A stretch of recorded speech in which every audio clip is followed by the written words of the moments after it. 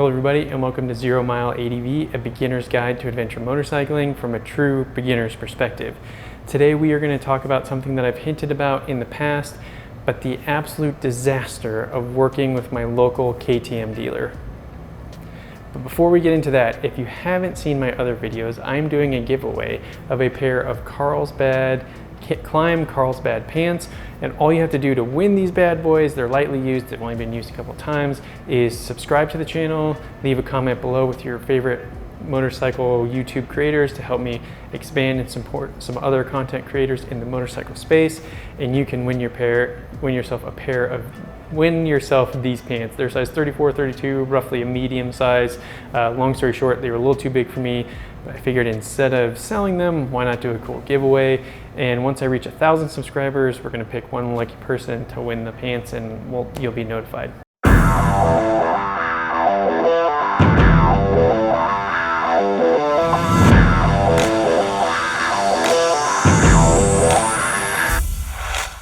If you've heard any of my other videos, you know that I didn't have a motorcycle license. This is my very first bike. I was taking my class and trying to get my license and to learn how to be safe out there, while also shopping and trying to find a bike.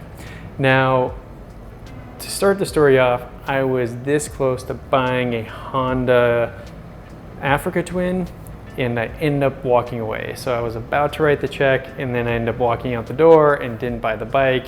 And that's probably a whole nother video. And then I ended up with KTM, and the Honda dealer experience was pretty good. Those guys were awesome. I actually felt bad that at the end I decided I wasn't ready to get it and I didn't pull the trigger. Although I do love the KTM Super Adventure S, so that's good. But the dealer experience was a whole other ball game. So what happened? After doing a lot of research and going back and forth on was I going to get the Africa Twin or was I going to get the KTM, I found out that my local KTM dealer did have a 1290 Super Adventure S and not the R. And if you haven't seen my video on why I chose the S over the R, I'd done a bunch of research and I was like, okay, actually this is the bike I want for a whole host of reasons. And so I called the dealer up and I'm like, hey, because I had been in there before and I had been working with the sales guy, do you still have this Super Adventure S? And they said, yes. And I was like, okay, this is the bike I want to get. And so he said, okay, no problem. Come down and put a $500 deposit on it and we can get you all taken care of. And I was like, look, I'm not going to have my license for another couple of days, and so let's figure this out. So I go down, put my deposit on, and at the same time, I was like, I kind of just want my bike built the way I wanted it, and I was just going to write one check and be done with it. So a couple of things I wanted the Motos Tractionator GPS tires on there. I wanted spoked wheels versus the aluminum cast wheels, just because it can take a little bit more abuse, and I figured as somebody new to riding on dirt roads and stuff, it'd probably be better to have the aluminum wheels. And also because I'm slightly vain, I feel like they look a lot better, so I also wanted the look of the spoked wheel versus the cast wheel. And then I wanted the skid plate and the roll cage on the side, the lower roll bar, so if I laid the bike over, I wasn't going to jack the bike up. So a lot of back and forth. To start, it took like a week and a half just to figure out if they could get the parts. And you would think a KTM dealer who can work with KTM should be able to look up, see if they have the parts, when they can get them, and everything is good. So there's a lot of back and forth on, can we get the parts? What's the total cost going to be? And now I have my license and I'm like, I'm ready to ride. And so they're like, okay, well, we're still figuring this out. And I remember having to call almost like every other day, like, just tell me how much I need to write the check for, like, I'm ready to come pick my bike up and ride it until we can get the other parts in. So if I can at least come pick it up and then bring it back and you guys put the parts on, no problem. And so it's still a lot of back and forth. It was almost like they didn't want to sell me the bike, which was kind of weird. Finally, I get a total. They said that all the parts are on order. It's going to take a couple weeks to get them in. Come pick the bike up. So I had to schedule a time to come pick the bike up, which was also kind of weird. I couldn't just be like, can I come down at noon? I mean, maybe it's because they're busy, I don't know, but I had to schedule a time. And rather than just going in and being like, let me sign, here's my check, let me get my bike and be gone, it was like kind of this whole ordeal. I kind of felt like it was like I was still going through the sales process at a car dealer, even though I was like, just tell me the total, I'm gonna write a check and be done. And so I get the bike, get it home, and I start riding. And they tell me, well, the parts are gonna be here in a couple weeks. Our service department is super backed up. So as soon as I know the date that the parts are gonna arrive, I will call you so we can get the parts installed so you don't have to wait to get an appointment. Okay, fantastic. So after about 2 or 3 weeks, I finally get a call and they're like, hey, all your parts have showed up. We need to get you an appointment. And I'm like, okay, great. I thought we were gonna do this once we got the tracking number as to when they're gonna arrive so we could be ahead of the game. That didn't happen. So then they tell me that they can't get me in for over a month. It's like a month and a half. So at this point, it is now, I think like first week of September. They can't get me in until like middle of October, like October 15th. Turns out that it's gonna be okay because I'm gonna be traveling for work, so I can just drop the bike off. You know, you can have it while I'm gone. Take your time, not a problem at all.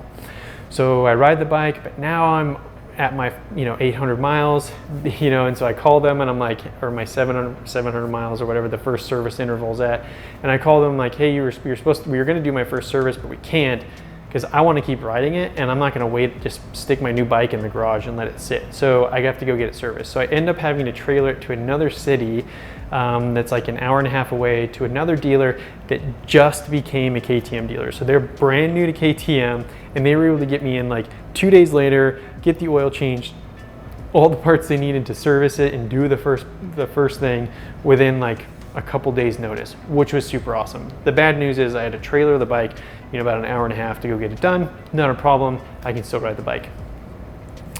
So, I'm riding my bike, I'm cruising it around, I get my panniers, I get those put on, I'm excited about that. I've got my Scrubs design decals that I've kind of gone back and forth on, and I finally get the design I like and I get those set up, so I'm feeling good. And I'm like, finally gonna get my tires so I can feel more comfortable off-road. I'm gonna get my wheels and I'm gonna get the skid plates in the roll cage, so I'm not so much worried about damaging the bike if I make a mistake.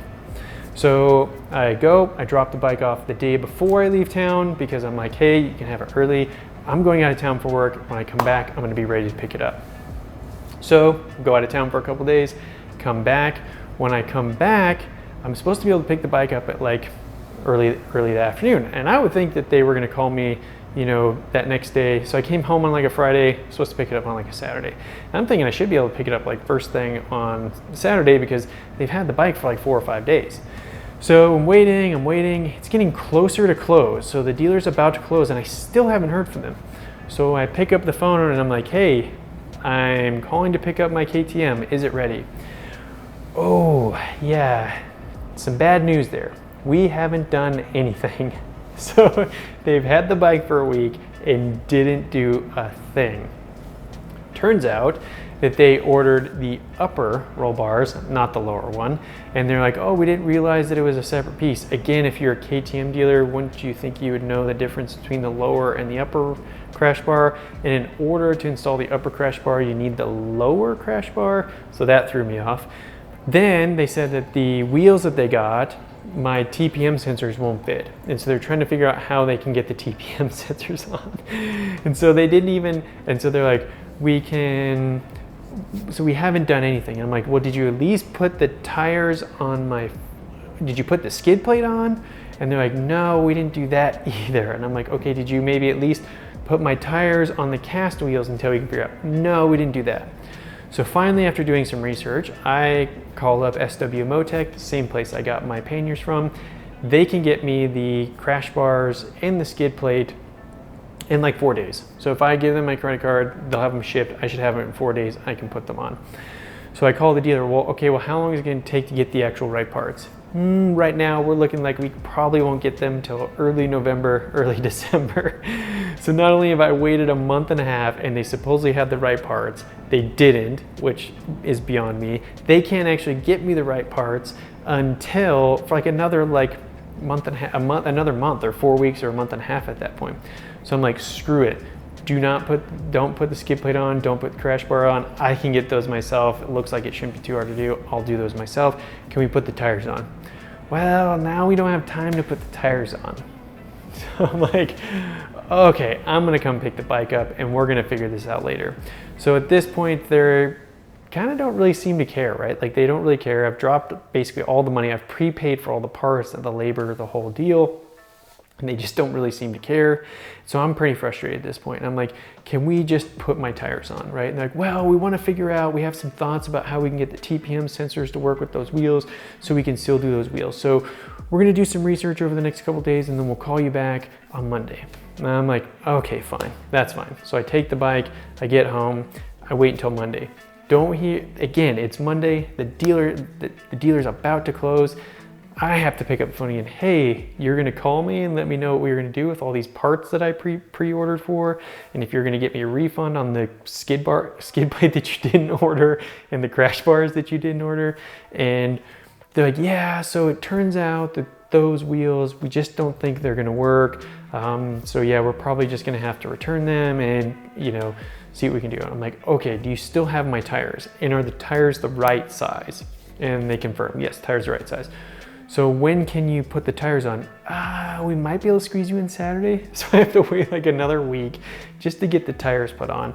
And there's another like motorcycle dealer, and I called them like, oh, if you have the tires, we could do it. Like, just bring the bike down, we could do it. So it was like, not only did I have to wait because they had the tires, another dealer could have done it like right then and there. So finally I get done, I get the tires on. Now I'm dealing with the service manager because I'm like, this is ridiculous. Like, it has been months and you guys are supposed to be the experts. Like, I'm the newbie. I'm relying on your expertise to get the bike that I want, and I've paid for it and you can't figure it out. Okay, can you just get me a refund? Like, when can I pick up, when are you gonna issue me a refund for the things that I've paid that you can't do? You know, I'll pay for the tires and the mounting, whatever, but everything else I want a refund for. We're gonna have to like talk to our accounting department and get that all figured out. I'm like, oh my God, you gotta be kidding me. It's like $2,000 in parts, right? So I'm like, okay, figure out whatever you gotta do and just get me my money back. It's like, well, give us until like Wednesday next week. We should have a check for you.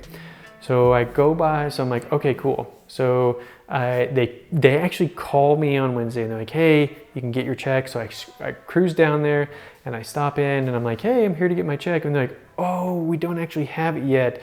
So I have to have them go print it. Can you come back in like a couple hours? I'm like, oh my God, luckily I had some work to do. So I was able to leave, come back and finally get my check. So it was just an absolute disaster. I'm not sure if anybody else has had this sort of experience with their KTM dealer, but mine was an absolute disaster. The worst part of it is I feel through the whole experience is because they're like the largest KTM dealer here on the western side of Colorado, that they're so busy, they just didn't care, right? Like, when you have that much business, you're like, oh, if we lose one customer, probably not a big deal.